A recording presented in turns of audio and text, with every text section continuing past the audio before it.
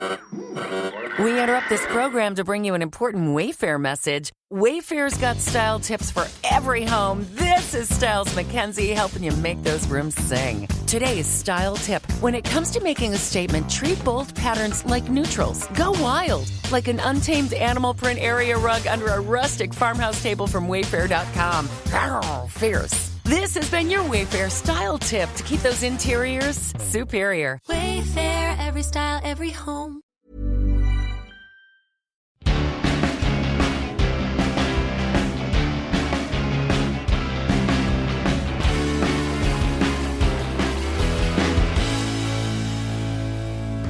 Welcome to Shooby Dooby Doo, a podcast where we talk about pop music, specifically by deep diving a randomly chosen UK top 10 singles chart from the past. I'm James Cook. I'm Andy Robinson, and which top 5 singles of a top 10 are we looking at now, James? Well, we are going to do the top 5 from the 27th of April 1994. The 27th of April 1994, I say for reasons of epizeuxis. You have to listen to part 1 to pick up on this. Yeah, if you want numbers 10 to 6, it'll be there in the podcast feed. It's literally in the last podcast we've done. You could just listen to it. It's really good. Should we do a much quicker version, though? All right, here are the numbers 10 to 6 recapped, starting with up 16 to number 10. It's I'll Stand By You by the Pretenders. A cynical attempt at a Lighters in the Air anthem. Down 3 to number 9, it's Streets of Philadelphia by Bruce Springsteen. A cynical attempt of an Oscar winner. Down 1 to 8, it's I Like to Move It by Reel to Reel featuring Mad Stuntman. A cynical attempt to get you moving. Down 5 to number 7, it's a former number 1, it's Everything Changes by Take That. A cynical attempt to write a pop song by reversing the chords to the verse and the chorus. And up 2 to number 6, it's Dedicated to the One I Love by Bitty McLean. A cynical attempt at a cover version. Now, if you want to know why Andy keeps saying everything's a cynical attempt, you really need to listen to the first half of this chart where that's explained. I think we're going to carry on running it through numbers 5 to 1. It was because Chrissy Hines had claimed that the song I'll Stand By You was a cynical attempt at whatever it was. Yeah, I think this is a cynical attempt to get a running joke going. Remember, there's a playlist with all these songs on it, which we have cynically put in our description. There's Spotify, there's a YouTube. Please remember to listen to these songs either before, during, or after, if you have the time, if you have the inclination, or watch the videos on YouTube, because not only does it make me and James more clear about what we're banging on about, it also, cynically makes you love these records. Speaking of cynical attempts, there are also 6 songs that are on the playlist that aren't in the main episodes because they feature in our special Patreon subscriber-only bonus tracks Now, episode. our subscriber option Patreon, that's not cynical, that's full of love and joy, isn't it? It's full of joy and love and a desperate attempt to try and claw back the money we've spent making this podcast. Yeah, absolutely. But we make it worth your while. We make those episodes super entertaining and informative. Here's a little example of what we're talking about. I hate you for choosing this song, James. Now I knew there would be something, because I seem to remember doing this song at karaoke and you leaving in a huff. I hate you. You have transformed this song forever for me, and all of a sudden the clouds are drifting apart, the sky is blue, the birds are singing sha-la-la-la-la-la. Yeah, all right then. You bought a toy that can reach the places he never goes. Now all this I stuff... reckon that's a Roomba. Join our community now at patreon.com/ShoobyPodcast. Number 5. Up 8 to number 5 this week of the 27th of April 1994. It's Sweets for My Sweets by C.J. Lewis. Hear me now. Hear me now. Not my words. The words of C.J. Lewis. C.J. Lewis, of course, probably best known for writing The Lion, the Witch and the Wardrobe. Do you know, I was going to do some YouTube comments. Adjurasia would absolutely agree with you on that. I liked it. A few people were digging into, like, he should have been singing about Narnia. Yeah, that's C.S. Lewis, of course. Can I just point out he's also not C.J. from The West Wing, C.J. from Eggheads, and that's it. Reginald Perrin, I think the boss was called C.J., I think. It's not him either. All right. Born Stephen James Lewis. Doesn't even begin with C. S.J. Lewis. Hey, he can call himself what he wants. I mean, we did it, Justin. I mean, number 6, Bitty McLean, with his version of Dedicated to the One I Love. It was a sunshine reggae version of an old classic, let's say. C.J. Lewis, this is a cover version, isn't it, James? Originally done by either the Drifters and then a bit later the Searchers, Sweets for My Sweet. I feel we all know this song in some ways. Written in 1961 by Doc Pomus and Mort Schumann. That's right. Great songwriters. They wrote loads of songs for Elvis. They wrote This Magic Moment, I believe. They also wrote Can't Get Used to Losing You. Yeah, Suspicion, Surrender. They're the Elvis songs. A Teenager in Love. Dion and the Belmonts. Save the Last Dance for Me. The Drifters. Little Sister. Elvis again. Do you know the story of Save the Last Dance for Me? This is heartbreaking, really. Doc Pomus, who wrote the tunes, is in a wheelchair for polio, I believe. Yeah, that's right. As a boy, he spent a year in an iron lung. Yeah. So Radiohead. So part of this Save the Last Dance, he wrote for me song is changes it a little bit. He wrote about someone he loved who could go out dancing because he's polio contracted and in a wheelchair. He couldn't do it. That kind of makes that song even more beautiful, I'm going to say, if you have a little bit of knowledge about it. Did he also have diabetes? Go on. Because, he's written Sweets for My Sweet. Sugar for My Honey. Mort Schumann we mentioned because he co-wrote Sha-La-La-La-Lee with Kenny Lynch. That's right. He also adapted Jackie for Scott Walker, which I found out. One of your favourite songs. I've seen you sing that karaoke, James. Jackie. You like to adopt a bit of a Scott Walker guy sometimes, don't you? But anyway, this is Sweets for My Sweet. Yes. Sugar for My Honey. I love sweets. What's your favourite? My favourite sweet? That's a good question. For another podcast. Hey... What do you mean? You just were talking about a completely different song. I think it's a valid question to ask you what your favourite sweet is. Garlic bread. Pizza, whatever them two Charlies talk about Papa Dom. I'm being stupid. I'm having an unnecessary dig at much more successful podcasters. My favourite sweet, James, at the moment is, let's think of a 1994 sweet. Toblerone? Long gone now. 1994, what would have been... I remember the applause bar. Do you remember an applause bar? No. The advert went, when you pause for an applause, you put the world on pause. And I always thought, you've just run pause with pause there. You hate that. When we talk, we did take that recently, didn't we? That podcast before this one, Everything Changes. I remember once you going on very angrily about Robbie Williams, because in the song Let Me Entertain You, he rhymes mon cher with mon cher or mon frere, whatever it is. It was a cynical attempt at rhyme. Shall I do it? It's Haribo Tangfastics, not that you asked. I do love a Tangfastic. You're absolutely right. I think I've genuinely got a problem. Yeah. Do you eat a whole bag in one go? I can't have Tangfastics when I'm driving to a gig in a car because they're all gone by the time I get off my drive. I've been doing that. I've been doing that a little bit. Fair enough. I'm 47, Andy. I can't do it anymore. You're all right. All right, then. So, Doc Pomus and Mort Schumann. This is pretty good, James. I've got that. Yeah. Let me try and... I like the cherry ones best. Do you? Yeah. All right, then. Any point you want to interrupt this next bit? 'Cause I feel the next bit's pretty boring. So if any point you want to just chuck in what your favourite sweets are, I would not mind. So the chords go round, round. Ding, ding, ding, ding, ding, ding, ding, ding, ding, ding, ding, ding, ding, ding, ding. B flat and the E flat and F, yeah?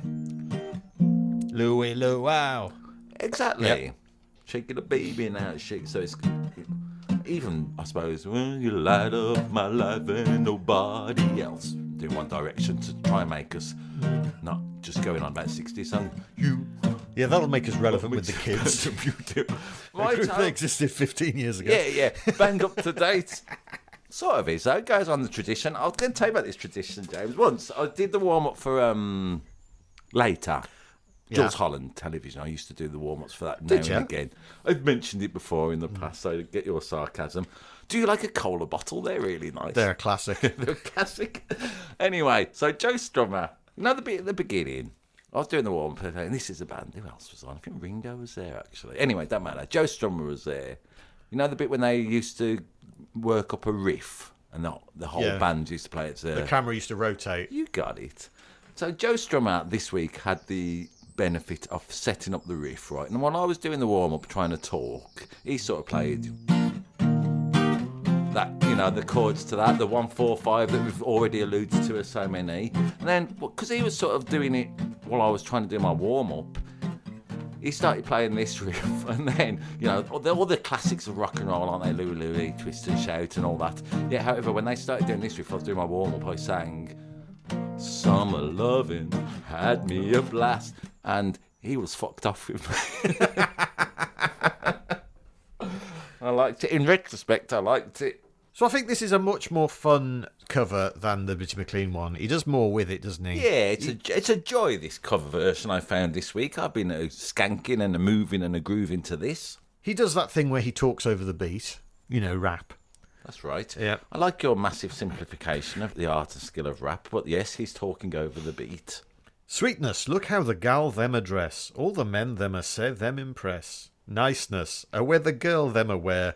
All the man them a say, you're gone clear.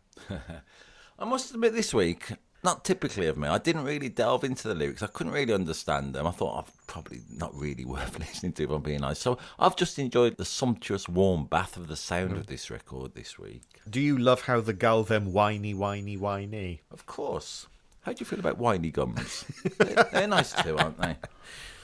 Do you love how the girl them jumpy, jumpy, jumpy? I mean, these whining and jumping sound like two quite irritating traits. Yeah. And yet... Get off that bloody trampoline. Stop whinging about it. And yet CJ Lewis is in love. In the YouTube comments, loads of people said, I heard this record in the dance halls, in the ice skating rinks, at fairgrounds. Also, someone mentioned they used to like this because it was played while they were waiting in a queue at Alton Towers. What ride do you think it was? For the sweets from... Maybe it was just one of the vending... Hey, you can buy nice sweets from... What's your favourite sweet from a vending machine? They did have a Willy Wonka ride at Alton Towers for a little while. Maybe it was there. Okay. That's genuinely true. Okay. I feel we should point out that alongside CJ Lewis is duetting. There's a beautiful singer, beautiful voice called Samantha Depassoir, I believe. I learned that in YouTube comments. She now works in property management. Really? According to her LinkedIn page. I'm not stalking her. I'm just doing research. You're looking to see what road she lives on? Streets for my street. Hey, hey! Oh, that is why you get to do the warm-up for later. That's why I did the warm-up for later a few times before I was never asked again. So I looked up other people who've had chart hits who are something J. Oh, I like it when we have a little quiz. All right, then. Are we done with this record pretty much? Let me just chuck this in there. British Rail 60062 said that the real reason I love this song so much is because we went on a school trip to Cleethorpes in 1994. This tune was banging in the arcade as I completed a streak on Pac-Man. I mean, that is a good school trip, isn't it? Cleethorpes. It really is. And I've been able to have gone Pac-Man. Yeah. Oh. My kid's going bloody skiing. Not in Cleethorpes, I'll tell you that much. Yeah, imagine that. Go on. I'm right into it. All Do right. this quiz. People with a... What did you say? People with J in their name. Something is something J. Like Billy J. CJ. Billy J. Kramer and the Dakotas. Yeah, that would be one. Give me a clue. Ah! I need more of a clue than that. That's my clue for screaming J. Hawkins. that was me screaming. It's not just the letter J, screaming J Hawkins, it's J-A-Y. Does that matter for this? Probably not. Let's move on. All right, then. All right. JK from Jamiroquai, if we're going to be stupid then. That's the wrong way round. The J can't be first, unless, of course, it is JJ. JJ Burnell, Jack Burnell from the Stranglers. That's a J somewhere. I'm thinking of someone who had a number one hit in 1976, which I think we've talked about before and that you've never heard of it. JJ Barry. Who wrote Peter Pan, if we're going to be CJ Lewis stupid? That's J.M. Barry. JJ Barry did a song called No Charge. Oh, you've talked about that before. The one where his mum guilt trips him into doing the washing. We'll cover that properly one day. We'll point out these charts are random, aren't they? Yeah. All right then. B.J. Thomas. Blowjob Thomas, raindrops keep falling on my head. It's not what it stands for. The OJs. Okay. PJ Harvey. Yeah, PJ Harvey, I'll accept that's one. Yeah. PJ Proby. Of course, PJ Proby. Why didn't I think of that? PJ and Duncan. Yeah, PJ and Duncan, James, they're in the top 40 this week. I was going to mention them on our Patreon content because of a record that never got in the top 10. They are, let me have a little check while we're here. At number 27 this week, PJ and Duncan with the song Why Me, James. Now, I was going to put that on our... Why me? Why me body down. I was going to put that in our Patreon content, yeah, songs that never made the top 10. And then I realised not only would we have to talk about it, I'd have to listen to it. So I didn't bother. Yeah, there is method to our madness sometimes. I mean, it's a lot of fun, this record, isn't it? How Really much of is. it is to do with the original and how much of it is to do with CJ Lewis and what he brings to it?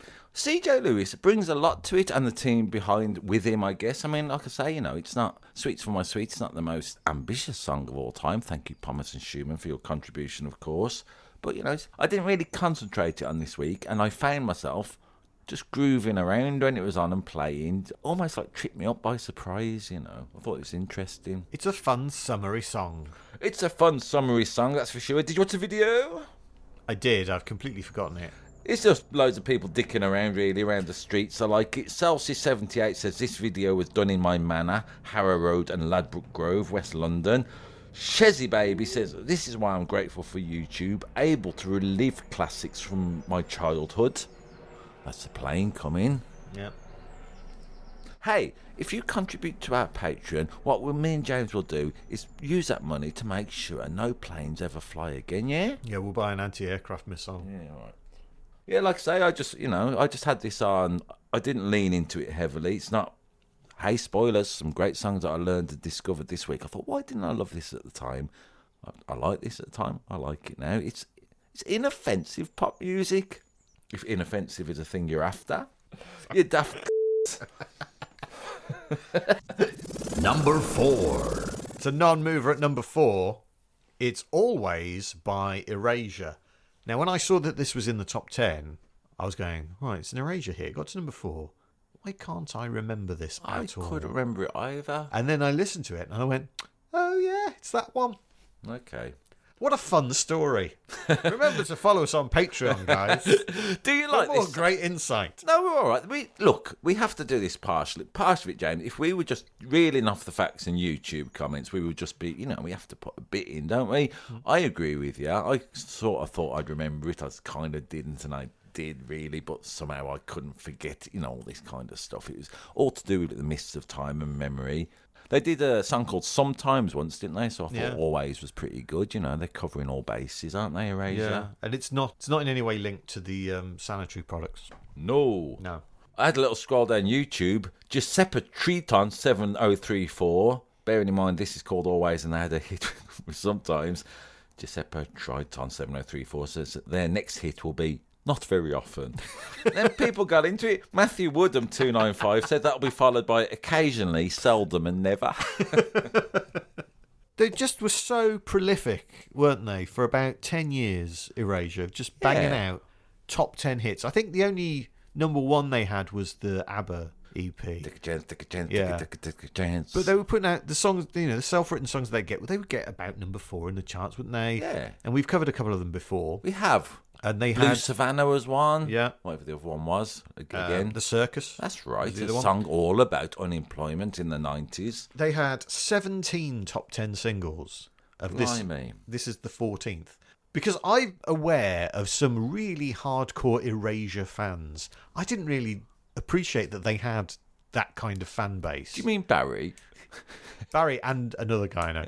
Yeah. And they go to all the concerts and they take it really seriously. It's almost like a religion, Erasure. And I was thinking, really, Erasure? That's sort of quite good pop bands from the sort of 80s and 90s. I mean, they've all got their fans, haven't we? Only a few weeks ago, we did Stevie B, the Postman song. Yeah. Remember that? Yeah. I mean, he's got loads of fans, so explain that to me, James. We're not revisiting old songs that you don't like. I think this is really nice. It's a really nice song. The video is properly mental, which is great fun. Oh, yeah, explain the video.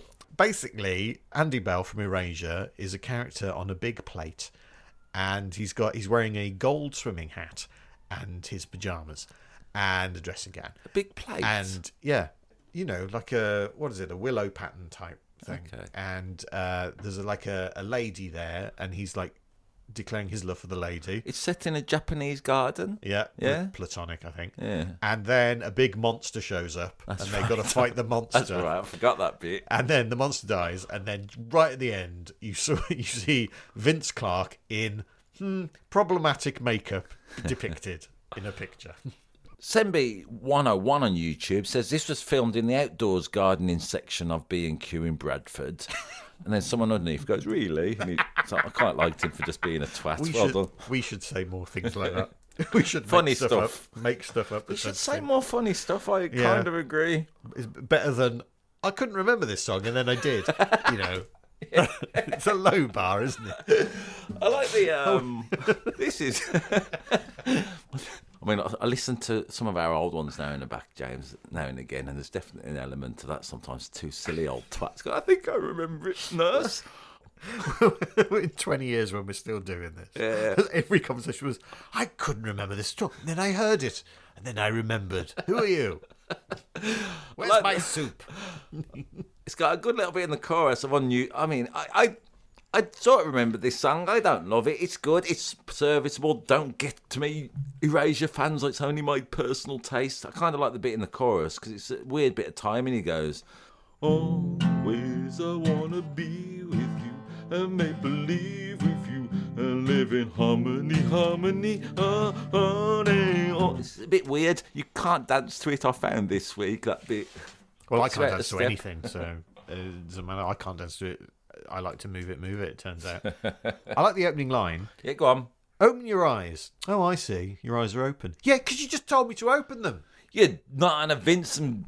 What's his name? Andy? Andy. All right, my apologies. I had a little temporary blip. That's another thing of getting older. Amigazo3972 says, this is the first video clip I downloaded to my PC using dial-up. It took 3 days. What a good use of time. So there's that. Now, this went a bit weird on YouTube. This is from a year ago. Jonathan Steele, 9142, says, I live in the Philippines. This song is still massive. You hear it almost every day. Yeah? Okay. And then Naran Aride 690 says, the Filipino music scene sounds awesome. Now, to go back to Jonathan Steele, I think if you are still listening to Erasure always in 2025, I'm going to say the Filipino scene might not be awesome. They've just got one record between them. Yeah. In the Philippines. Yeah, just keep playing the Erasure over and over whose again. turn is it to have the record? It's like jury duty. You just get a copy of the record through the post. You must listen to this week and then pass it on. I mean, looking at my notes, James, to be fair to us, a lot of people on YouTube were saying they'd forgotten all about this, but when they listened to it, it reminded of them. So, a lot of people, let's call it OAP nature, sort of kicked in with this song. There are a lot of mad old gits commenting on the internet, yes. Furiosa96, he gets into this. He says, my oldest brother, who is 43, was listening to this and started singing it. He was like, you know this song? And I was like, yeah, from Robot to Unicorn Attack. And he was baffled. So I like this notion, James, that despite us not knowing the song, we've just mentioned it, that loads of kids and loads of songs are kept alive by the technology of computer games. I wonder what happens in Robot Unicorn Attack. I don't know. I reckon that horn's going to come in useful. Number 3. It's a non-mover at number 3, but it is on its way to number 1. It's Real Thing by Tony D. Bart. Yes, Tony D.I. Bart. Yeah. Not a real detective inspector, it turns out. No, again, this is a little bit like the Erasure one, James. I didn't know this song at all. I couldn't remember it, and I heard it this week, and I thought I've got a vague memory of it. Under YouTube comments, loads of people say this used to be played on Kiss FM and MTV a lot. I remember it. Do ya? Yeah. Do you like it? Yeah, no, not really. It's not really for me. I remember at the time, because I remember it got to number 1. I just went, really, this? It's fine, I suppose. It's okay. I mean, let's be honest, I don't James. hate it. It's a dance record, isn't it? It is one of those records that's bleepy and boopy and is repetitive and... No? You're pulling a face like you're in anger. It's a dance record, but it doesn't feel like a dance record. It doesn't feel like the kind of thing I'd want to get up and dance to. Yeah? Yeah. Okay. Well, again, I had it on, especially because I put a record in Patreon content, a little dance record. I had it on shuffle. So when that record that I love came on, and then this was followed by it, I got into enough Real Thing. Yeah. It's not one of my favourites. I would have thought that after that one, this would have felt a little bit anemic. Yes, maybe. I mean, there's a... How does it go? Can't have you. But baby... That's the chorus. If I can't have you... Now, the trouble with that, of course, is I kept being reminded of If I can't have you, I don't want nobody, baby. If I can't have you, oh. The words and the bit of the tune inevitably dragged me to the Yvonne Elliman song, and it kept taking me out a little bit, but that's my own knowledge of pop music, spoiling it for myself again. It is very similar, though. Yeah. I mean, no one's ever claimed anything from it, no. There's a few cliches in it, isn't there? Like he's chasing rainbows and living in a dream. There's nothing brand new and ear popping in here, but that doesn't have to be, Born Antonio Carmine de Bartolomeu in Italy. Slough.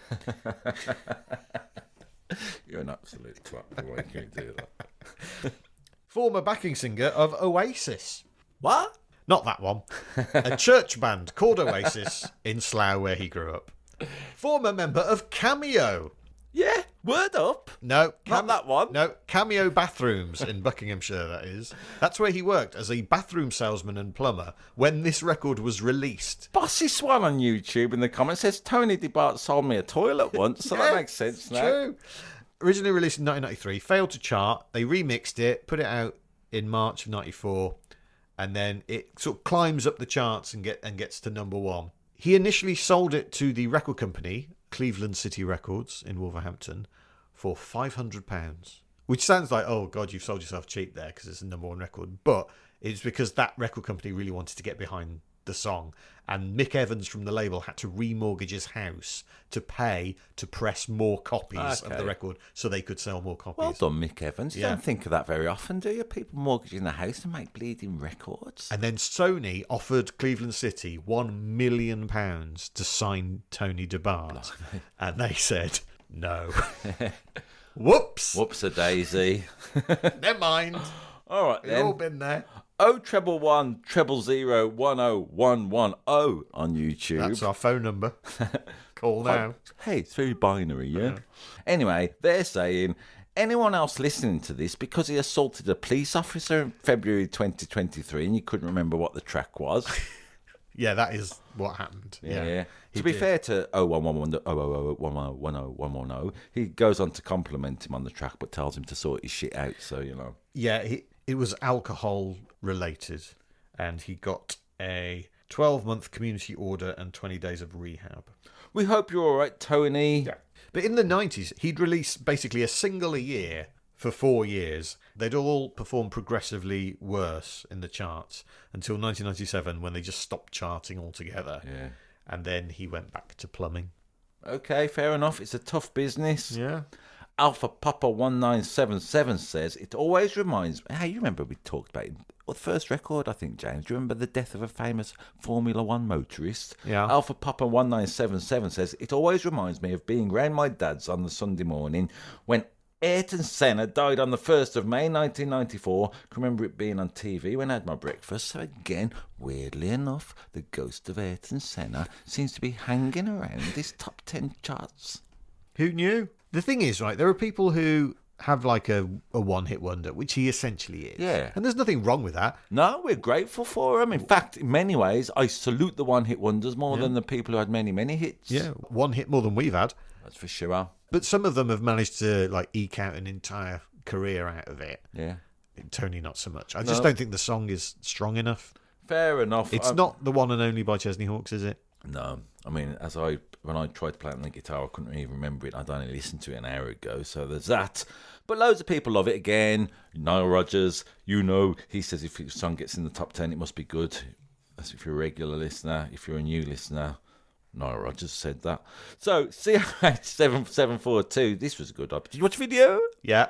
What do you make of it? He's wearing loads of coats at the same time in this video. CR8742 says, I'm laughing at his clothes now, but back in the days, I wore shit that was far more laughable to the clubs. That's quite a good bit of recognition from CR. Looks like he's got 3 or 4 coats on. I mean, earlier, in part 1, we talked about Bruce Springsteen in the video. He's wearing like a hoodie and a jacket.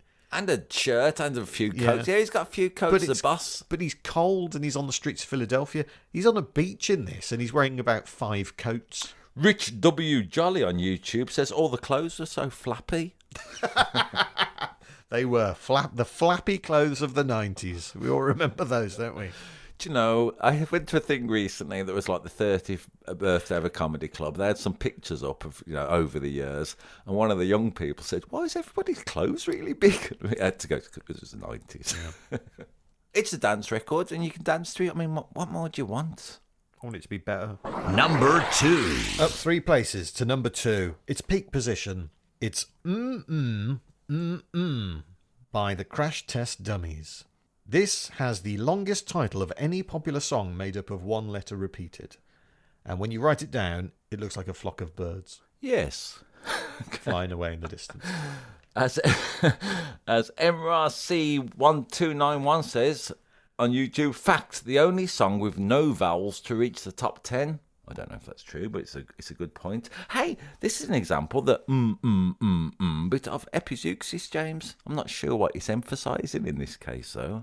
Because I remember a few years before this, there was a song by CNC Music Factory called Things That Make You Go, That's right. They really cranked it up here with, it's 4 times as many isn't it? Yeah.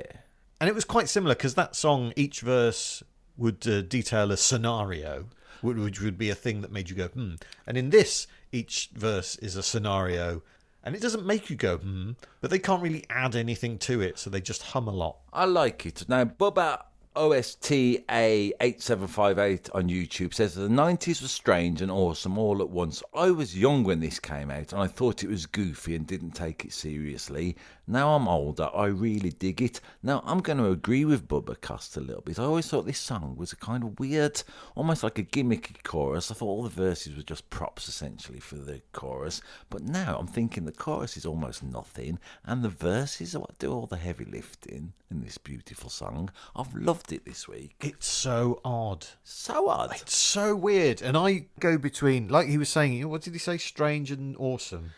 The 90s were strange and awesome all at once. It is odd. And part of me goes, it's really good though. And then I go, is it? It's just a bit mad, isn't it? Well, if you start thinking about what he's singing, I mean, why? Why are you singing in these things? It's a song of childhood trauma, let's say, yeah? Yeah. Quite a nice sort of, well, how would you describe that back? Sort of country rock type, laid back, almost sort of sub-REM style music. Okay. Would you say? Yeah, Is that why fair? not? Why not? And then really distinctive singing I'd voice. argue slightly with sub-REM because I think this is better than anything REM have ever recorded. Really? Personally. Yeah, I've loved this song this week. isn't. Okay. You've got the really distinctive singing voice. Yeah. And then Let's do you've got the lyrical content. I have had a lot of fun with, let's call it the distinctive singing voice this week, James. I just say, I have done this song at karaoke. Have you? And it absolutely was a floor clearer. It's good, isn't it? I've had a lot of fun this week just trying to recreate the timbre of his voice, so he's going whatever. This body, this body here.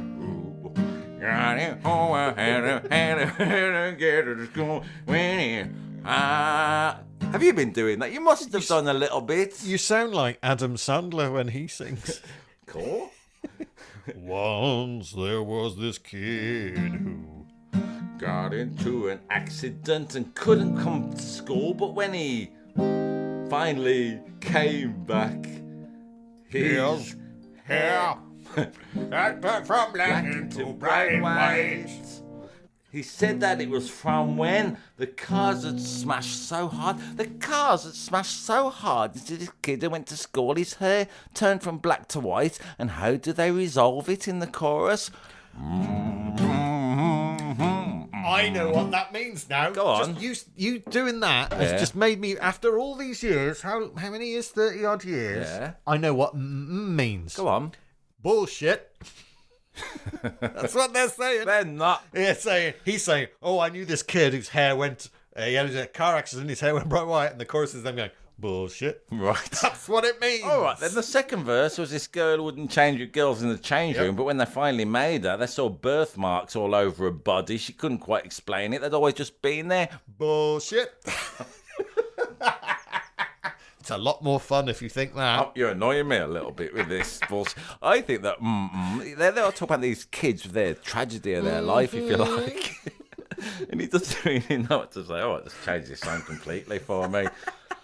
I like the bridge a lot. He's going, both girl and boy were glad that one kid had it worse than that. So in the bridge, they're already pointing you to something that's going to be much, much worse. But it's not much worse. Because of bullshit. No. The thing they talk about in the third verse that they build up as one kid had it much worse than that. And you think, oh my God, well, one of them's getting bullied all the time for something she can't control. One of them's been in a car accident that was so traumatic their hair changed colour. Yeah. This has got to be awful.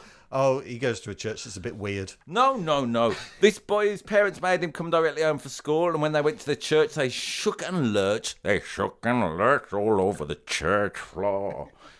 Now, they're saying, I believe this to be the case, I know some Americans, James, who were brought up to believe in the rapture, yeah? Yeah. So that's mad. By Blondie. Yeah, that kind of thing.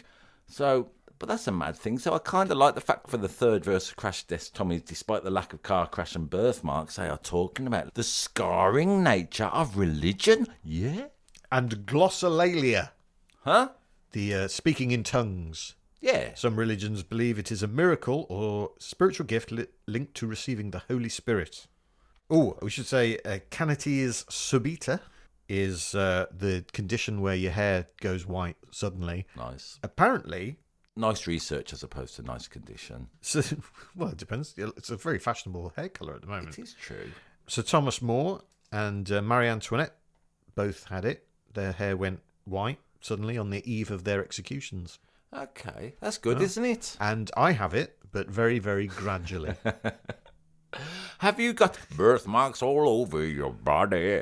I've got a couple of birthmarks. Well, bullshit if you're saying what the Crash Test Dummies are claiming to your physical condition. It doesn't say whether it's a pigmented or vascular birthmark in the song, but famous birthmarks include Mikhail Gorbachev, Cindy Crawford, and Phoebe Waller-Bridge. Okay. Or as I want to call her all the time, Phoebe Waller-Bridgeder. I like what you're saying. I like your humour, let's call it, of the means look bullshit. At you. Yeah. But You're loving that, aren't you? I like it, yeah, I don't mind. I like a contrarian, you know me, James. All these songs of the childhood trauma, as I mentioned, it's a unique subject. I mean, there's not another song like it in the top 10, is that? No, there's never been another song like My Crash Test Dummies. Boring Troublemaker on YouTube says, my husband sang the hell out of this at karaoke and everyone stared like he was insane. Bunch of boomers and millennials not recognising 90s perfection. I didn't know my wife had a YouTube account. There we go. It's good to know. So, written by the low voice singer, Brad Roberts, Yes. who as a kid had been in a car accident, Okay. whose uncle... Bullshit, according to you. Whose uncle had a portion of his head turn white while hiding from the Japanese in WW2. No, it didn't, according to you. No, these aren't the things in the song. The song's bullshit. This is the truth. All right. He had a birthmark on his back, and he knew a girl who would speak in tongues at their Pentecostal church. So, an autobiographical tale? I mean, like Sort again, of. Enhanced.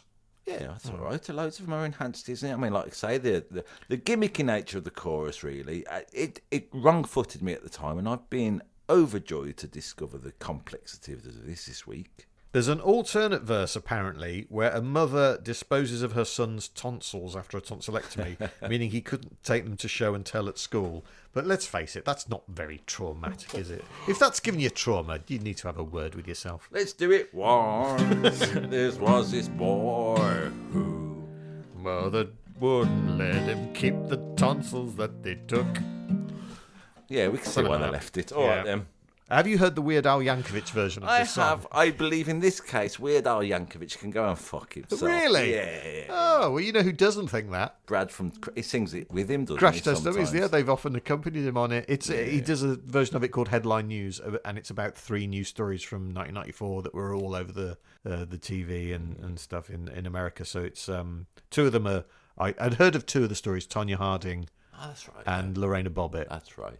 Yeah, it's fine. It's funny. You have a softer spot for Weird Al than I do. That's fair enough to say. All right, then. Terror of Death 3280 on YouTube says, I just need a pirate captain to sing this at my funeral on his accordion. Of course you do. Do you know who produced this record, by the way? No, I don't. Jerry Harrison from the Talking Heads. Oh, cool. Yeah. It sounds beautiful, doesn't it? It does sound... It sounds... What's the word I'm looking for? Sort of lush and pastoral almost. This week, James, I went scuttling towards the Coffee Spoons and Afternoons one. Do you know that song they did? No. It's a beautiful song. I'm just giving you a little nudge towards that. We're having a Crash Test Dummies loving. What I liked about watching the live version is Coffee Spoons and Afternoons, so I think that's what it's called, referencing the poem by T.S. Eliot, is a harmonica player in Crash Test Dummies. I've never seen this before. He had one harmonica in each hand, and then he was switching harmonicas in between. I mean, you know, James, here I am, an old man. I've never seen that before, so... Well done, Crash Test Dummies, for that little bit of showbiz. Might not even be showing off. It might be necessary, but it's great. Such an odd song. It really is. And polarising as well. How do you mean? Well, you're going to hate this. Go on. It was nominated for a Grammy. It didn't win it, but he was nominated for a Grammy. I wonder what won that year. It'd be a little bit like sometimes when you say Dionne Warwick was beaten by some arsehole, a masked singer. Yeah. All right. But it was also the 15th most awesomely bad song ever, according to VH1, the 15th most annoying song, according to Rolling Stone magazine, and the 31st worst song ever, according to Blender. I mean, it isn't. It's All not right. that, is it? No, along it's with just Weird odd. Al, I would like to say to VH1, Rolling Stone and Blender, you go and fuck yourselves as well. PJ O'Rourke said, here's someone else who's got a J in their name. PJ O'Rourke said, bad music, for instance, has gotten much briefer. Wagner's Ring Cycle takes 4 days to perform, while by the Crash Test Dummies lasts little more than 3 minutes. Well, I believe this a little bit about the best pop records. They are designed to either make you love them or hate them, I think. I think for something to be truly great, you have to accept the reality that some people are going to really hate it. I think that, you know, that's the thing, isn't it? Yeah. Yeah? It gets... Like Ed Sheeran, I think, you know, some people love him, don't they? Some people really hate him. I think this is what makes him so... not interesting, but... yeah, it's not interesting. But, you know, it's a phenomenon, I think. I think you have to risk being hated sometimes. Welcome to Shooby Dooby Doo Up if you're still here. Got to number 4 in America, number 1 in Australia, Belgium, Denmark, Germany, Iceland, Lithuania, Norway and Sweden. They're from Canada, where it only got to number 14. Did you listen to it right till the bitter end? It's got a weird fade out, James. Now, we've talked about this before. You don't like a fade out, do you? It's not that I don't like them, I just think they're a cop-out. You think they're lazy. This one, it fades out a little bit, and then some sort of weird sound of like crickets or radio interference comes on for the last 10 to 15 seconds. You never heard that when it was played on the radio, but I thought, again, with this another little bit of arty sensibilities that they gave it that weird ending. Yeah, because Bruno Brooks would just start talking all over it, wouldn't he? Yeah. The UK's number 1. It's a non-mover. It is number 1. It is Most Beautiful Girl in the World by Symbol. Yep, that's right. At this point, Squiggly hieroglyphic. my mom Yeah. would refer to Prince at this point as Squiggle Blob Trumpet because she thought that's what it looked like. Well done, Mrs. Cook. But I also think it looks Squiggle like what? Squiggle Blob Trumpet. I also think it looks a bit like, you know, that Haribo Tangfastic that's got the round bit The at the end. second time a Tangfastic has made an appearance. Yeah, right. I'm not obsessed with it, but it does kind of look a bit like the Prince symbol, doesn't it? Prince looks like a Tangfastic. I wasn't expecting that. Yep. So every time since then, Yeah, Prince in my head is called Squiggle Blob Trumpet. I like it. the way it I is. like it. I mean, Why did he change his name to that thing? it was something to do with the record company. He didn't want to be owned by them, and he felt Prince was a name that they owned him, so he was liberating himself, wasn't he? There was a bit when he wrote Slave on his cheek, wasn't there? Yeah, when he went up to get his Brit Award. And then was parodied later on by a member of Blur, Yeah, who wrote Dave on his cheek. which I loved him for. I mean, if he'd called himself Squiggle Blob Trumpet, it would have been better, maybe. I'm thinking your mum's a trendsetter, James. I hate it. I love to say it. This is Squiggle Blob Trumpet's only UK number 1. It took him 37 attempts to get a number 1. Yeah. There is some debate over to whether that is a record. It's kind of really hard to sort of judge because people appear on loads of records. I mean, I'd play it on the guitar and sing it, but a little bit like, unlike Squiggle Blob Trumpet, and I'm not even going to say Bruce Hornsby, I haven't got the range to be able to sing this song. It means it's full of skills. The guitar lick is beautiful. His singing, his falsetto is amazing. It's got absolute... I've loved this song this week. Sort of an homage to the stylistics and Yeah. Philly soul of the 70s. And it's great, it's beautiful. And was parodied by Beck on the song Deborah. Was what this song was parodied by Beck? Yeah, you know Deborah by Beck. Yeah, I love that record. Yeah, that's an homage to this. It's an homage to. I wouldn't say it was a parody, the Beck one. I wouldn't say this is a parody either. I think it's, despite let's call it, it's allusions to the soul of yesteryear. If we're going to go truly wanky DJ voices, James, it's just paying tribute to that, isn't it? You should point out he also did write 2 other UK number ones. Oh yes, Bangles would be one.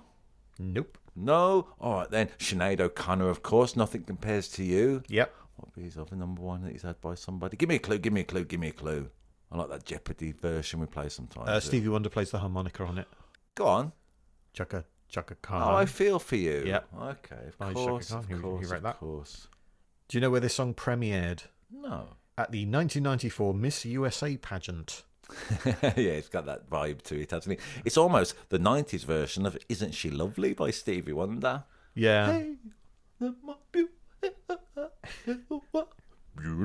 love all that stuff. Beautiful. Is it a compliment? To be the most beautiful girl in the world? That's not what he says. Go on. It's Could You Be. That's what he's singing. That's right. Could you be the most beautiful girl in the world? Please. Fuck off, Squiggle Blob Trumpet. All right then. Well, I love this song. We're being ridiculous for the sake of it. Did you watch the video? Yeah. All right, that's full of beautiful women, I'm going to say, James. Yep, beautiful women. Of all kinds, again. He's Of all celebrating kinds? the feminine divine, yeah. All creeds, all colours, all race, all shapes and sizes, all the ages. Yeah, and they all kind of have a vision of themselves in like an ideal scenario. So one of them becomes the president. It's weird, James. One of them becomes an Olympic athlete, something like that. That's right. Yeah. At the beginning, it's like in a Big Brother room. Prince is on a big screen looking like Big Brother, staring down at women coming into a room. And then the voice comes over and goes, "Welcome to Dawn. You've just accessed a beautiful experience." This experience... He's only saying welcome to one of the women. Just Dawn. You know what Squiggle's like. He's a right arsehole sometimes. And then it goes on to say, this experience will cover courtship, sex, commitment, fetishes, loneliness, vindication, love and hate. Please enjoy an experience.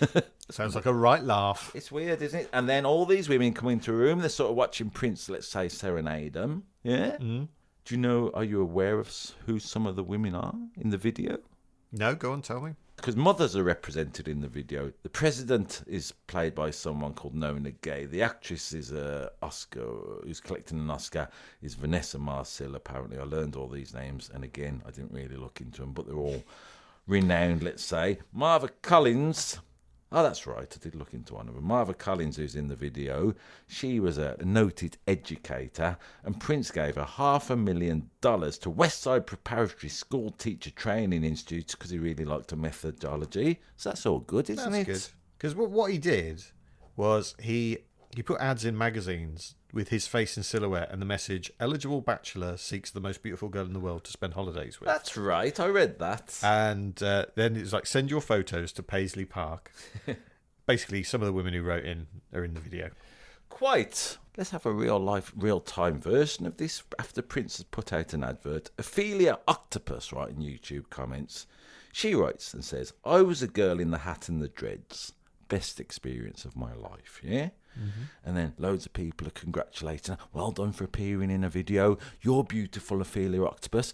Creepily, there's a couple of blokes going, "Can you just give me your DMs too? Can I just put it?" Of course. And then, but everyone's going mad to Ophelia Octopus. Well done, well done. What was that like? And then she says, "He gave me his cane."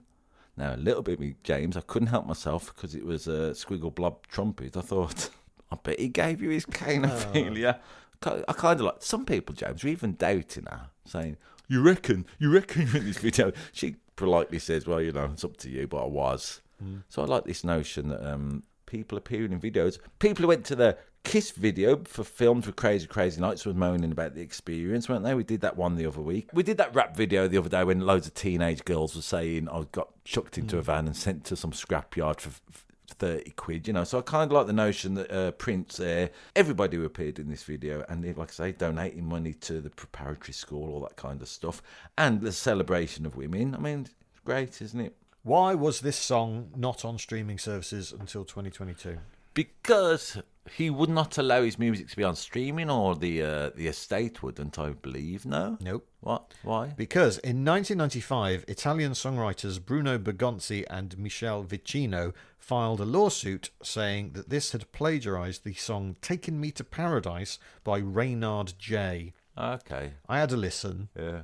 I mean, if it's there, it's more subtle than I can spot. An Italian court... Where there's a hit, there's a writ, they say. Yeah. This is sometimes true, isn't it? People go, that's my song, but they only do it over the popular ones where they think they can claw back a little bit of not their hard-earned money often. But an Italian court ruled in their favour, and then appeals dragged it out for years and years and years until 2021, when the verdict was upheld. The Italian version of PRS recognises Bergonzi and Vicino as the co-composers of this song. Okay. A deal has been reached to allow it to be on streaming sites. Oh, wow. But that's since post Squiggle Blob Trumpet died, though. I don't think he allowed it at the time. He was very anti his music appearing on streaming platforms, wasn't he? Yeah, he'd probably hate it being on this podcast as well. The floodgates have opened since his death. I tell you who it is parodied by. Go on. Flight of the Conchords. Which song? Looking around the room, I can see that you are the most beautiful girl in the room. In the whole wide room. Without being too dismissive, I've loved listening to this song this week. It's made me happy. I mean, what more do you want from pop music? Yeah, do you think you're the most beautiful girl in the world? I think I could be. This bit, and if the stars ever fell one by one from the sky, I know Mars couldn't be too far behind. Yeah, they're weird, aren't they? That bridge especially, it all goes a bit off-piste and strange. I liked it. Again, I'd try and demonstrate it, but I haven't got the ability. Do you think it's Milky Way stars? We're back onto favourite sweets. Yeah, and a Mars bar. Yeah, why not? God, I'm hungry. Bleeding Prince came on with his Tang Fastic reminiscence. You've gone all a little bit hyper. Well, there you have it. The top 10 from the 27th of April 1994 here in the UK. Lots in it. Loads of different things in there, isn't there? Yeah, a lot of variety. Yeah. What I like to think is a typical top 10, a British top 10. It's got a little bit of whimsy in. It's got some dancing of its time bangers. It's got some all-time classics in. Can't be bad. What was your favourite? Ooh. I mean, it sounds like I'm just an obdurate stuck in the mud. But what does obdurate mean? I don't really know. I said it, and then I was hoping that we'd just move past it and no one would look into it. It's in Gilbert and Sullivan, isn't it? Go on, what's your favourite? It's the one I bought, Streets of Philadelphia by Bruce Springsteen. Still? That's still your favourite? You've not learned anything? Yeah. Well, obdurate means you're stubbornly refusing to change one's opinion or course of action. So there you go. Yeah. I'm going to go, James. I had the Pretenders on my Greatest Hits album, let's say, but without a doubt, the one that sort of moved me unexpectedly this week was the Crash Test Dummies. Yeah? Yeah. Oh, good for you. I had a perception of that it was just a gimmick for a chorus, really. Yet, the strange childhood trauma of the verses, that surprised me if you're looking for that. What surprised you? So probably I like to move it. Like to move it. Yeah. The surprising feminist anthem that it is. And Always by Erasure, which, was a song that I completely blanked on, and then it turns out, this is quite nice. It's a great top 10. Please listen to it on Spotify or our YouTube playlist if you've got the time and the inclination. It'll always make more sense. And like I say, you can always skip if you don't like them, can't you? Exactly. And join our Facebook page. Look for Shooby Dooby Doo up. We're there. Also, we are on Patreon. And, join our Patreon. So it's a little community. What do we do in our Patreon? We have all the fun. We give away free sweets. That's right. I don't give away Haribo Tang Fastics, though. Those are all for me. And we put out an extra episode every week. There's nearly a day's worth of content there. Where we talk about, for this week, records that never, ever got to the top 10, but there are some absolute gems in there this week, isn't there, James? Some pretty big tunes as well. Pretty big tunes that never got to be in the top 10. We're going to get into those. Go to patreon.com, Shooby Podcast for that. Please rate and review. Subscribe, share. All that stuff. Tell your mates. I mean, we should lean into it a little bit. Please do that. If you can give us a review, that's very helpful. A good one, preferably. We don't have a big podcasting behemoth behind us. who's funding all this. That's It's right, literally just us two in a shed. Like that record we talked about in the top 10, like Tony DeBart. Yeah. So we're going to be selling bathrooms and punching coppers in the face at some point, unless you give us a review. Is that a good thing to say? You can't say, give us a review or we'll punch a police person. That's extortion. That'd be hate speech, wouldn't Literally it? a crime, mate. What if I don't really mean it? All right, we don't really mean it. It's fine. Thank you, the British Record Buying Public of this era. Thank you to the artists who made all these records. That's important. But mainly thank you for listening to this. Until next time, Shooby Dooby Doo Up. Bop, bop, shoe up.